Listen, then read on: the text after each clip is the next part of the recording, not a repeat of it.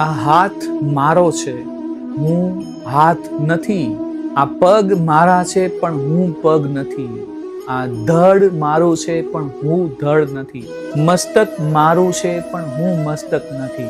આખું શરીર મારું છે, પણ હું શરીર નથી. એવું લૌકિક ભાષામાં આપણે વાતો કરતા હોઈએ છીએ. મારું શરીર, પણ હું શરીર નહીં. નામ મારું, પણ હું એ નામ નહીં. તો આખું શરીર એક આખી અલગ વસ્તુ થઈ ગઈ. હું જે હું છું એ આખું અલગ થઈ ગયું.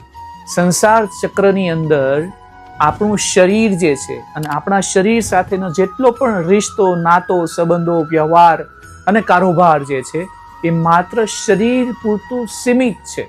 પણ હકીકતમાં જે હું છું, જે આત્મા છું, જે સ્વ છું, જે સેલ્ફ છું, એનો સાચો સંબંધ ઈશ્વર, પરમાત્મા, પ્રકૃતિ સાથેનો છે. મારે અને તમારે સમર્થ ગુરુના સાનિધ્યમાં, સ્વની સાથેના અનુસંધાનમાં અને કોઈ સદગ્રંથના વાંચન દ્વારા આ ચોક્કસ સંબંધને સમજવો પડશે કે હું એટલે કે આત્માનો સાચો સંબંધ અને સાચો વ્યવહાર કયો છે.